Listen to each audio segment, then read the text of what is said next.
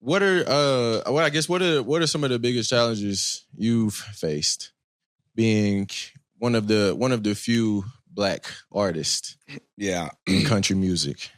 Definitely some challenges, man. And anybody that says there ain't is lying. On either side, anybody that says that there hadn't been gatekeepers for it, and anybody that's a Black artist that says, "Oh, it's just been a one walk in the park," is lying. Bro, we understand because we don't see it every time we hear like, "Oh, it's a Black country artist." Like, okay, shit, let me see what he about type shit. Like, man. It's I mean, so like when I first kind of started coming up here, like I'd probably say like around like 2012 or so. Mm-hmm. I mean, I met with people and they were just like, we just don't understand that. You know what I mean? Like, they just don't know about it, bro. Yeah. It's still music, but that industry, yeah, nah, yeah, like, bro, I can, it was definitely not all inclusive back then. And for sure, it had no way near it. For sure, there were a couple of artists, you know, that kind of got like a little cookie thrown at them, like some crumbs. But like now it's kind of like, I feel like a lot of the people that are becoming in charge, like we kind of all grew up together. So it's not like,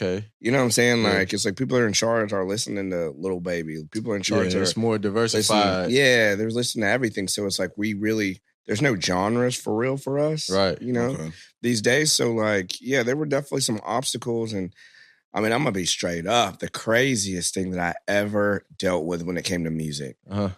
I'm like, I'm not going to say the fraternity.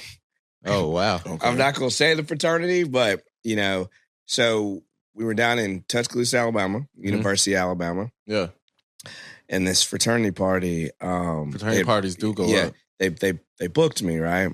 And they booked me for like $3,500 at the time to like play. It was me and my band. Yeah. And so like, cool. Like we had been just rocking Tuscaloosa, like Auburn, Tuscaloosa, all the Southern fraternities. We were just killing them. Like, never had no problems, nothing, bro.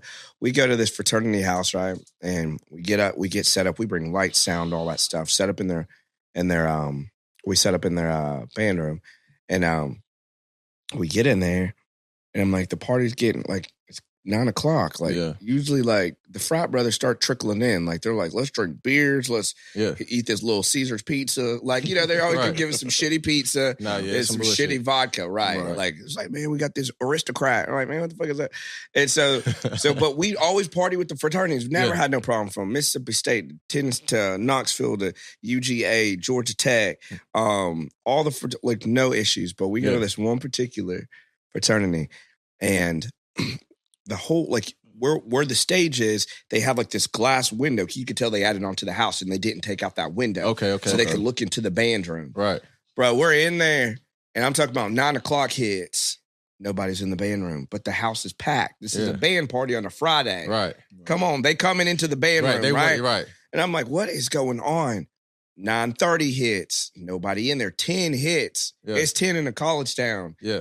It's go time. Everybody's partying in the house. And we could see them from the stage. Like, and we're just kind of like, when are y'all letting people in, right? And so they didn't let anybody in. The police officer at the thing was like, he's like, it had gotten to 11. He goes, this is ridiculous. Like, he goes, y'all just go home. Pack your stuff up. If anybody says anything to y'all, I'm gonna arrest them. Right. Because he knew it was up. Right.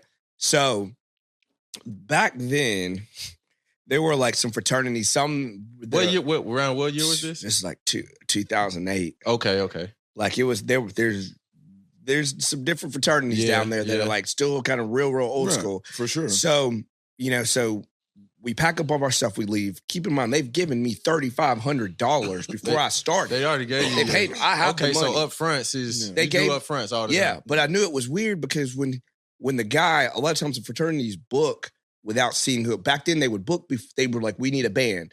Like, so the fraternity party would just send bands. Right. And keep in mind, we had been killing on a fraternity. So of course the company didn't. They're like, it's just another gig for him. Like they're gonna love him. Right. So I get up there and the I guess like the treasurer, like the chapter chair or whatever, came up to me and he was like, hey, where's Michael Warren? And I'm like, I'm Michael Warren. And it's oh.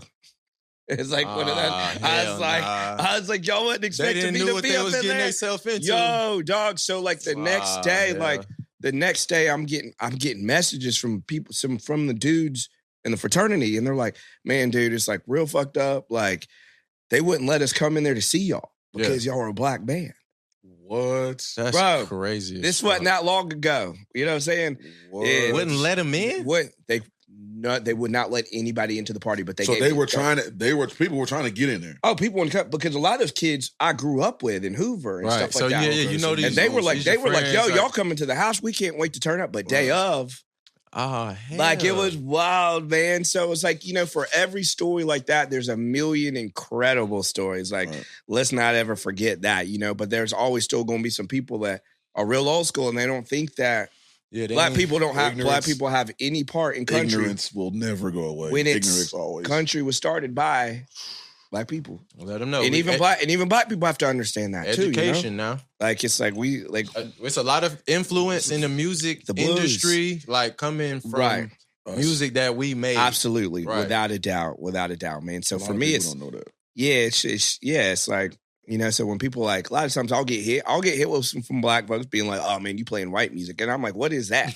Right. Music ain't got no color. What is that, dog? It don't like maybe certain people have like cultural music that's, specific to their culture, but like music ain't got no color. Right, absolutely. There ain't none, man. So it's like I like all music, man. But like I said, for every story of some dummies like that, there's a million crazy stories of me going into like some country towns where I thought I was gonna get run up out of there, bro. Next thing you know, I'm drinking moonshine. I'm partying with them all night.